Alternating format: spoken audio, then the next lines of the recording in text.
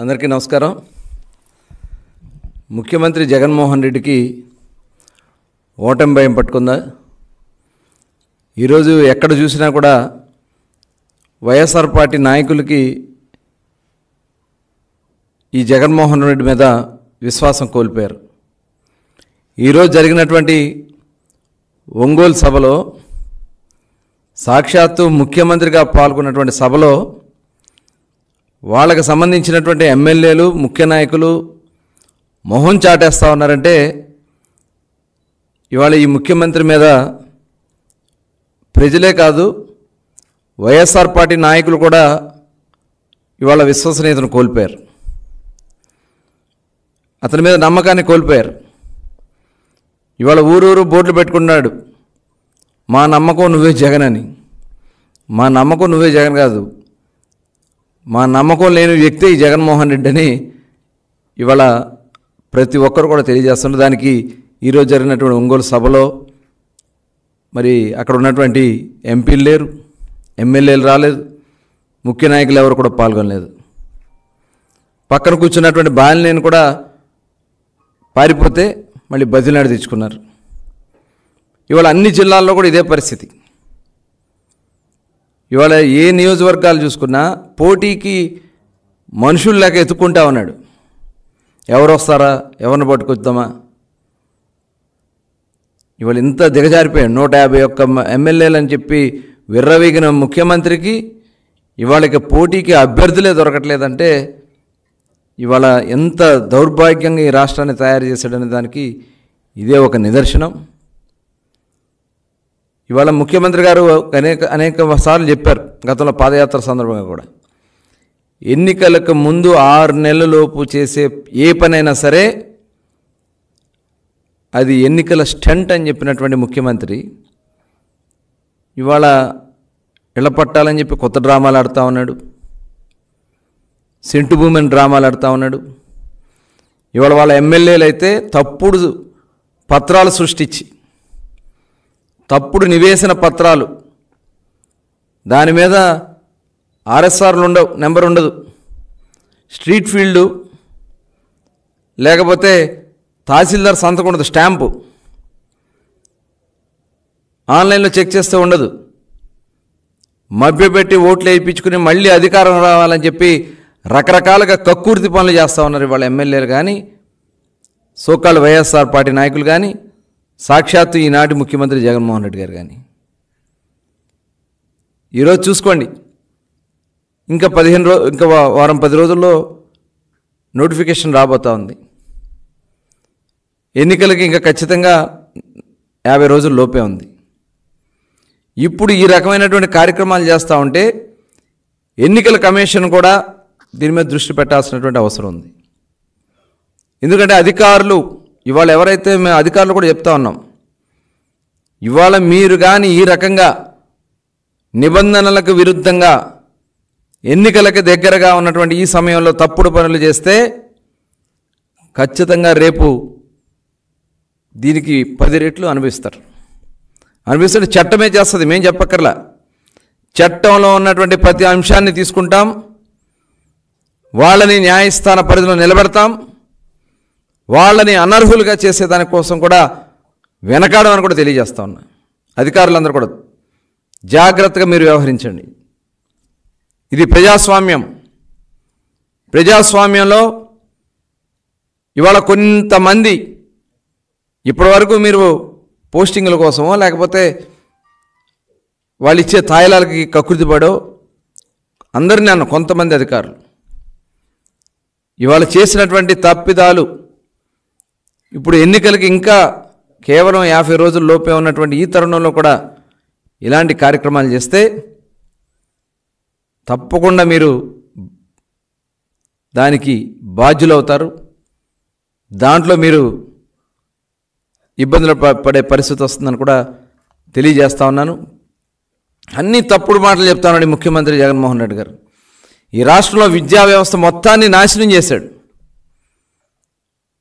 ఈ రాష్ట్రంలో మెర్జింగ్ పేరుతో అనేక స్కూళ్ళని రద్దు చేయించాడు. ఈరోజు మరి ఏదైతే ఎయిడెడ్ స్కూల్స్ ఉన్నాయో ఎయిడెడ్ స్కూల్స్ ఆస్తులు కొట్టేయడానికి కుట్రలు చేసి ఇవాళ ఎయిడెడ్ స్కూల్స్ మొత్తాన్ని కూడా కొంతమంది దాతలు ఆ రోజున విద్యా వ్యవస్థలో సొసైటీకి ఉపయోగపడాలని చెప్పి ఎయిడెడ్ స్కూల్స్ని ఏర్పాటు చేస్తే ఇవాళ ఎయిడెడ్ స్కూల్స్ అన్నిటిని కూడా నాశనం చేసి ఇవాళ నేనేదో స్కూళ్ళల్లో కంటెంట్ ఇవ్వడానికి బైజూస్ కంటెంట్ నేను పెట్టించానని చెప్తానండి ముఖ్యమంత్రి. ల్యాప్టాప్లు ఇచ్చానన్నాడు. ఏమైనా ఇవన్నీ వందల వేల కోట్ల రూపాయలు ప్రభుత్వ ధనాన్ని దోచిపెట్టినటువంటి ముఖ్యమంత్రి ఇవాళ బైజూస్ సంస్థ ఇవాళ ఆల్రెడీ ఎంక్వైరీలు జరుగుతూ ఉన్నాయి. ఇవాళ అడ్రస్ లేకుండా పోయాడు. వాళ్ళు చేసినటువంటి తప్పిదాల్లో మీరు కూడా భాగస్వాములు అవుతారు. అధికారులు కూడా చెప్తా ఉన్నాం, ఆ బైజూస్ సంస్థలో చేసినటువంటి తప్పిదాల్లో పాలకులతో పాటు అధికారులు కూడా ఇబ్బంది పడే పరిస్థితి వస్తుంది. చూసాం గతంలో మరి జగన్మోహన్ రెడ్డి గారి సూట్ కేసు కంపెనీల్లో ఎంతమంది ఐఏఎస్ ఆఫీసర్లు రోడ్డున పడిపోయారో చూసాం. ఇవాళ భవిష్యత్తులో ఇంకెన్ని వందల మంది ఇబ్బందులు పడతారో ఇవాళ స్పష్టంగా కనబడతా ఉంది. ఇవాళ ఈ ముఖ్యమంత్రి చెప్తా ఉన్న డీబీటీ ద్వారా నేను 2,35,000 కోట్లు ఈ ప్రజలకి ఖర్చు పెట్టాలని చెప్పి ముఖ్యమంత్రి చెప్తా ఉన్నాడు. 10 లక్షల కోట్ల రూపాయల అప్పులు చేశాడు. 10 లక్షల కోట్ల రూపాయల అప్పులు చేస్తే నువ్వు అవన్నీ జరగని దాన్ని 2,35,000 కోట్లు నేను డీబీటీ ద్వారా ఇచ్చానంటాను. మేము డీబీటీ ద్వారా మేము ఇచ్చాం. గతంలో ప్రజలకు నేరుగా మొట్టమొదటి చంద్రబాబు నాయుడు గారే డీబీటీ స్కీమ్ డైరెక్ట్ బ్యాంకుల నుంచి ఇచ్చినటువంటి బెనిఫిషియర్స్కి ఇచ్చినటువంటి విధానాన్ని శ్రీకారం చుట్టింది చంద్రబాబు నాయుడు గారు. కానీ నువ్వు అప్పులు చేసి 10 లక్షల కోట్ల అప్పులు చేస్తే ఏమైనా డబ్బులు ఇవాళ అన్నింటిలో అవినీతి చేసావు. మద్యంలో పనికిరాని చెత్త బ్రాండ్లు పెట్టించి నేనొస్తే మద్యపాన నిషేధం చేస్తానని చెప్పినటువంటి ఈ ముఖ్యమంత్రి వాళ్ళ దాంట్లో ఎంత ఆదాయాలు తీసుకుంటా ఉన్నావు. ఆన్లైన్ పేమెంట్లు బడ్డీ కొట్ల దగ్గర జరుగుతాయి. ఆన్లైన్ పేమెంట్లు డిజిటల్ ట్రాన్సాక్షన్స్ జరుగుతాయి. కానీ మద్యం షాపుల్లో ఓన్లీ క్యాష్. ఏంటంటే మొత్తం ఆ డబ్బుల్ని రేపు ఎన్నికల్లో వాడాలని ముఖ్యమంత్రి గారు ప్రయత్నం చేస్తూ ఉన్నారు. ప్రజలు కూడా మీకు 10 రెట్లు ప్రజలు ఆలోచిస్తూ ఉన్నారు. ముఖ్యమంత్రి గారు ఎన్నికల ముందు చేసే ఏ విషయాలు కూడా ప్రజలు ఇవాళ పట్టించుకునే పరిస్థితి ఫీల్డ్లో మేము చూస్తూ ఉన్నాం. ఆఖరి నిమిషంలో ఇప్పుడు తీసుకొచ్చి మీరు తాయిలాలు పెడితే తప్పుడు తాయిలాలు పెడతా ఉన్నారు. మళ్ళీ అధికారంలో రావడం కోసం తప్పుడు తాయిలాలు పెట్టుకుని ప్రకటించుకుని అందలం ఎక్కాలంటే అది సాధ్యం కాదు. ప్రతిదీ ప్రజలకు గుర్తుంది. నా ఎస్సీలు, నా ఎస్టీలు, నా బీసీలు అన్నావు. ఎస్సీ సోదరులకి ఏం న్యాయం చేశావు? ఎస్సీ కార్పొరేషన్ ఏమైంది? ఎస్సీ సప్లాన్ నిధులు ఏమైనాయి? రండి చూపించండి. మేము చర్చ కాదు, ఇవాళ ప్రజల్ని చైతన్యపరుస్తాం. డాక్టర్ సుధాకర్ని అతి దారుణంగా హత్య చేశావు. అనంతబాబు డ్రైవర్ని, సుబ్రహ్మణ్యాన్ని అతి కిరాతకంగా హత్య చేపిస్తే పోలీసులు పెట్టి ఊరేగిచ్చావు. ఇదేనా నువ్వు దళితులకు చేసినటువంటి న్యాయం?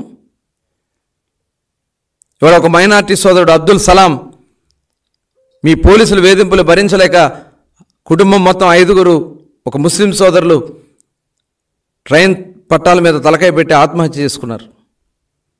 ఒక అభం శుభం తెలియని 10th క్లాస్ చదువుతున్నటువంటి మిస్బా ఒక ముస్లిం సోదరి మీ కిరాతకాలకి మీ వేధింపులు భరించలేక ఆత్మహత్య చేసుకుంది. ఒక విద్యార్థిని, 10th క్లాస్ విద్యార్థిని. చెప్పాలంటే చాలా బలహీన వర్గాలకి ఇవాళ సప్లాన్ నిధులు లేకుండా చేసావు.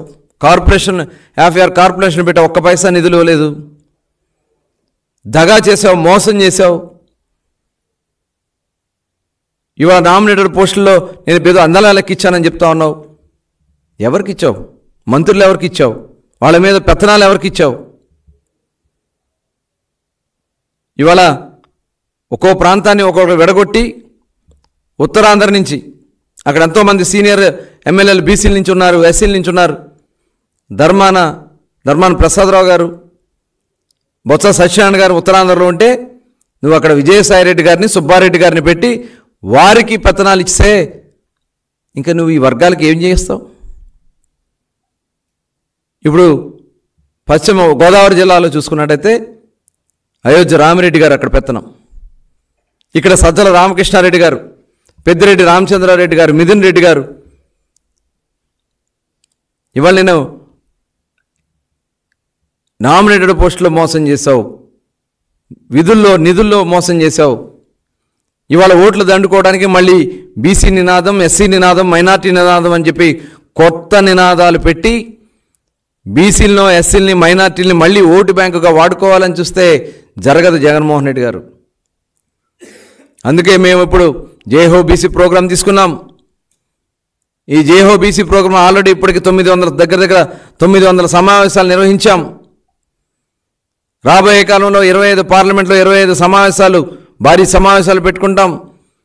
త్వరలోనే బలహీన వర్గాల కోసం ఒక డిక్లరేషన్ కూడా నారా చంద్రబాబు నాయుడు గారి నాయకత్వంలో మరి ఒక విడుదల చేయబోతా ఉన్నాం. బలహీన వర్గాలకు ఏం చేయబోతా ఉన్నాము? ఇవాళ దళిత తేజం ద్వారా దళిత సోదరులకు జరిగినటువంటి అన్యాయాల మీద రాష్ట్రం అంతా కూడా ఇవాళ పర్యటనలు ప్రారంభించుకున్నాం. నువ్వు దళితులను మోసం చేయలేవు. వారికి కూడా త్వరలోనే ఒక డిక్లరేషన్ ఇవ్వబోతా ఉన్నాం. మహిళలకి, యువతకి, నిరుద్యోగులకి, ఉద్యోగస్తులకి అందరినీ మోసం చేసావు. ఉద్యోగస్తుల్ని ఒక బానిసలుగా వాడుకున్నావు. మీకు ఎందుకన్నా సిపిఎస్ వారం రోజుల్లో సిపిఎస్ రద్దన్నావు. ఇవాళ ఎన్ని వారాలైనాయి? 60 నెలలు కాబోస్తా ఉంది. ఇది మోసం కదా జగన్మోహన్ రెడ్డి గారు? ప్రతి సంవత్సరం జాబ్ క్యాలెండర్ అన్నావు. ఏది జాబ్ క్యాలెండర్? 5 సంవత్సరాలు అయింది. ఎవరికన్నా ఒక్కరికన్నా ఉద్యోగాలు ఇచ్చావా? ప్రతి సంవత్సరం మెగా డిఎస్సి అన్నావు. ఇప్పుడు ఏదో డిఎస్సి అని చెప్పి మళ్ళీ కళ్ళబొల్లి మాటలు చెప్తా ఉన్నావు. ఎన్నికలకి వారం 15 రోజుల్లో నోటిఫికేషన్ రాబోతా ఉంటే ఇప్పుడు డిఎస్సి నిర్వహిస్తానంటున్నావు. ఇది మోసం కాదా? పచ్చి అబద్ధం కాదా? ఇవాళ మహాతల్లి భువనేశ్వర్ గారు తిరిగి ప్రజల్ని వాళ్ళ సాధక బాధల నుంచి ఆవిడ పరామర్శలు చేస్తా ఉంటే సిగ్గు లేకుండా నువ్వు అసెంబ్లీలో మాట్లాడించిన దుర్మార్గుడివి నువ్వు జగన్మోహన్ రెడ్డి. ఇవాళ ఆ మహాతల్లి గురించి నువ్వు మాట్లాడుతూ ఉన్నావు. సొంత బాబాయిని అతి కిరాతకంగా హత్య చేసినటువంటి నీకు కుటుంబ విలువలు ఏం తెలుసు? నీ సొంత చెల్లి ఇంట్లోంచి తరిమేస్తే ఇవాళ బయటకు వచ్చి మాట్లాడుతుందని చెప్పి నీ సోషల్ మీడియాలో అత్యంత దారుణంగా ఆవిడ మీద పోస్టులు పెట్టించి ఒక ఆడబిడ్డని కూడా చూడకుండా, సొంత చెల్లని కూడా చూడకుండా ఇంత నీచానికి దిగే ఈ ముఖ్యమంత్రికి విలువలు ఉన్నాయా? ఒక విలువలు లేనటువంటి వ్యక్తి ముఖ్యమంత్రి జగన్మోహన్ రెడ్డి. తిడితే పదవులు, బూతులు తిడితే పదవులు. ఇవాళ చాలా ప్రజలందరూ కూడా గమనించాలి, ఆలోచించాలి. ఈ రాష్ట్రం ఏమైపోతా ఉందో. స్వేచ్ఛగా వచ్చి బయటకు వచ్చి ఒక్కరు ఒక మాట చెప్పుకునే పరిస్థితి ఉందా? సొంత చెల్లినే దిగజార్చినటువంటి ఈ ముఖ్యమంత్రికి అసలు విలువలు ఉన్నాయా? దయచేసి ప్రజలందరూ కూడా ఆలోచించాలని. ఆల్రెడీ వాళ్ళ వైఎస్ఆర్ పార్టీ నాయకులకి అర్థమైంది, పరిస్థితులు అర్థమైంది కాబట్టి ఒక్కొక్కరు మొహం చాటేస్తూ ఉన్నారు. పోటీకి అందరూ కూడా వెనకబడిపోతూ ఉన్నారు. ప్రకటించినటువంటి అభ్యర్థులే పారిపోతూ ఉన్నారు. బతులు ఆడుకుని బామాడుకుని ఎవరినో తీసుకొచ్చి పోటీల్లో పెట్టి నిలబెట్టాలని నువ్వు ప్రయత్నం చేస్తూ ఉన్నావు. ఒక నీతి, నిజాయితీ, నిబద్ధతతో ఈనాడు ఈ రాష్ట్రానికి 14 సంవత్సరాలు ముఖ్యమంత్రిగా ఇవాళ అపోజిషన్లో నువ్వు ఎన్ని ఇబ్బందులు పెట్టినా, 53 రోజుల పాటు రాజమండ్రి జైల్లో పెట్టించినా రాష్ట్ర ప్రజల కోసం పోరాడుతున్నటువంటి ఏకైక నాయకుడు నారా చంద్రబాబు నాయుడు గారు. చంద్రబాబు నాయుడు గారికి తోడుగా ఈ రాష్ట్రంలో ఈ జగన్మోహన్ రెడ్డి అవినీతి అరాచక ప్రభుత్వాన్ని పోగొట్టాలని చెప్పి బయలుదేరినటువంటి మరొక మహానాయకుడు పవన్ కళ్యాణ్ గారు. రాబోయే కాలంలో రేపు 28వ తారీఖున మేనిఫెస్టో విడుదల ఉమ్మడి సమావేశంలో ఈ ముఖ్యమంత్రికి దడపడుతూ ఉంది. ఇవాళ తెలుగుదేశం, జనసేన జరుగుతున్నటువంటి ఈ ప్రభంజనాన్ని చూసి ఈ ముఖ్యమంత్రికి దడ పుట్టే ఇలాంటి తప్పుడు మాటలు చేస్తూ తప్పుడు వాగ్దానాలు ఇస్తూ తప్పుడు ఇళ్ల స్థలాలని పెట్టి ఇవాళ జరిగినటువంటి గతంలో 5 సంవత్సరాల క్రితం నిర్మాణం చేసినటువంటి G+3 ఇళ్ళు దాదాపు 2.5 లక్షల పైన ఇచ్చాం. ఆ ఇళ్ళు ఇస్తానికి మీకు మనసు రాదు. ఈ మోసాలు దాగవు, జరగనివ్వం. రాష్ట్రాన్ని కాపాడుకుంటాం. మళ్ళీ ఈ రాష్ట్రానికి ఒక స్వచ్ఛమైనటువంటి ప్రభుత్వాన్ని అందించడానికి మేము సిద్ధంగా ఉన్నాం. ప్రజలు కూడా సిద్ధంగా ఉన్నారని చెప్పి ఉండాలని చెప్పి నేను కోరుతా ఉన్నాను. పేదలకి ఇళ్ల పట్టాలు ఇస్తుంటే టీడీపీ ఓర్చుకోలేకపోతుంది అని సీఎం గారు చెప్తున్నారు. ఇవాళ పేర్ని నాని గారు మీ గురించి కూడా ప్రత్యేకంగా 3 సెంట్లు ఇస్తారని మోసం చేశారని చెప్తున్నారు. ఇప్పుడు ముఖ్యమంత్రి గారు నేను అడుగుతా ఉన్నా స్ట్రైట్గా, ఈ రాష్ట్రంలో దాదాపు 2.5 లక్షల ఇళ్ళు కట్టించాం, G+3 ఇళ్ళు. ఇవాళ ఒక్కొక్క ఇల్లు ఖరీదు చూస్తే 15 లక్షల నుంచి 20 లక్షలు ఖరీచేస్తాం. ఇవాళ ఆ ఇల్లు ఇస్తానికి వీళ్ళకి ఎందుకు మనసు రావట్లే? ముందు ఆ ఇళ్ల సంగతి చెప్పమనండి. ఇవాళ ఎన్నికలకి ఇంకా వారం రోజుల్లో మనకి నోటిఫికేషన్ రాబోతా ఉంటే ఇప్పుడు కొత్త డ్రామాలు ఆడుతూ ఉన్నాడు ఇళ్ల పట్టాలని చెప్పి. రమ్మనండి, ఇప్పుడు ఇచ్చినటువంటి జగనన్న కాలనీలు ఎలా ఉన్నాయో చూపించమనండి. వర్షాలు పడితే మునిగిపోతే ఎవరు ఇల్లు కట్టుకోవట్లే. అక్కడ 1.5 లక్షలు అప్పు చేసుకుని కట్టండి అని చెప్పి తర్వాత బిల్లు ఇస్తామని చెప్తా ఉన్నారు. ప్రజల్ని మోసం చేస్తూ ఉన్నారు. ఒక్క కాలనీ అన్న పూర్తయింది 5 సంవత్సరాల్లో. ఇవాళ కేంద్ర ప్రభుత్వం నుంచి వచ్చినటువంటి ఫండ్స్ ఏమైనాయి? రాష్ట్రం నుంచి మీరు ఇస్తానన్న ఫండ్స్ ఏమైనాయి? ఎన్ని ఇళ్ళు నిర్మాణం జరిగినాయో లెక్కలు ఈ ముఖ్యమంత్రి గారు చెప్పగలరా? ఇవాళ మచిలీపట్నం ఇప్పుడు ఇందాక చెప్తా ఉన్నారు పేరు నాని గారి గురించి. ఇవాళ స్ట్రీట్ ఫీల్డ్ అంట, నేను ఎక్కడైనా స్ట్రీట్ ఫీల్డ్ అని చెప్పి పట్టాలు పంపిణీ చేస్తూ ఉన్నారు. తప్పుడు పట్టాలు, దాని మీద సంతకాలు ఉండవు, స్టాంప్ ఉంటుంది, ఎంఆర్ఓ స్టాంపు. అది ఏ ఎంఆర్ఓ కూడా తెలీదు. ఆ తప్పుడు పట్టాలు తీసుకొచ్చి ప్రజలను మోసం చేయాలని చూస్తూ ఉన్నారు. మేము 6,400 ఇళ్ళు మచిలీపట్నంలో నిర్మాణం చేశాం. దాదాపు 95% మేము పనులు పూర్తి చేసాం. 5 సంవత్సరాలుగా ఆ ఇళ్ళు పక్కన పడేశారు. ఇవాళ ఇవన్నీ మోసం చేస్తూ ప్రజలు మళ్ళీ మభ్యపెట్టాలని ప్రయత్నం చేస్తూ ఉన్నాడు. ఇవాళ మేము మచిలీపట్నం అభివృద్ధిలో ఎంత అభివృద్ధి చేసామనేది బందరపట్నం ప్రజలు అడిగితే చెప్తారు. ముఖ్యమంత్రి గారు మాకు 50 కోట్లు ఇచ్చారని చెప్పి పచ్చి అబద్ధాలు ఆడుతూ ఉన్నారు తండ్రి కొడుకులు ఇద్దరు. ఒక జీవో చూపించమన్నాడు 50 కోట్లు తీసుకొచ్చామని చెప్పి.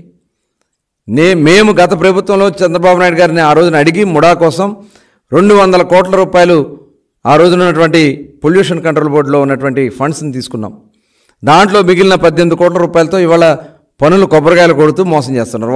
వారం రోజులు నోటిఫికేషన్ వస్తూ ఉంటాయి. ఇది మోసం దగా కదా? ఇంకా పైగా ఆయన నన్ను విమర్శిస్తూ ఉన్నాడు. బహిరంగ చర్చకు నేను సిద్ధమే. మేము కట్టినటువంటి 6,400 ఇళ్ళు సజీవ సాక్ష్యం.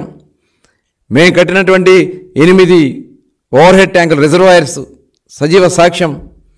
మేము నిర్మాణం చేసినటువంటి మచిలీపట్నం విజయవాడ హైవే సజీవ సాక్ష్యం. మచిలీపట్నం బీచ్లో చేసినటువంటి డెవలప్మెంట్ సజీవ సాక్ష్యం. బందర పోర్టు కోసం కొన్ని 100 ఎకరాలు ఆ రోజున ల్యాండ్ పర్చేస్ కింద, ల్యాండ్ పూలింగ్ కింద రైతులకి 25 లక్షల రూపాయలు ఇచ్చి కొనుగోలు చేసినటువంటి భూములు సజీవ సాక్ష్యం. రమ్మనండి, దేనికి చర్చకు మేము సిద్ధంగా ఉంటాం. ఒక మోసం దగా చేస్తూ మళ్ళీ ఎన్నికల్లో లబ్ధి పొందాలని ప్రయత్నం చేస్తూ ఉన్నారు. ఖచ్చితంగా ఇవన్నీ కూడా ప్రజల్లో తీసుకెళ్తాం. ముఖ్యమంత్రి ఇవాళ ఆయన చెప్పాడు స్వయంగా 6 నెలల ముందు, ఎన్నికలకు 6 నెలల ముందే జరిగే ఏ సంక్షేమ కార్యక్రమాలైనా ఏ అభివృద్ధి కార్యక్రమాలైనా అది ఎన్నికల స్టెంట్ అని సాక్షాత్తు ముఖ్యమంత్రి గారు చెప్పారు. రికార్డ్స్ ఉన్నాయి, చూపిస్తాను. Okay, thank you.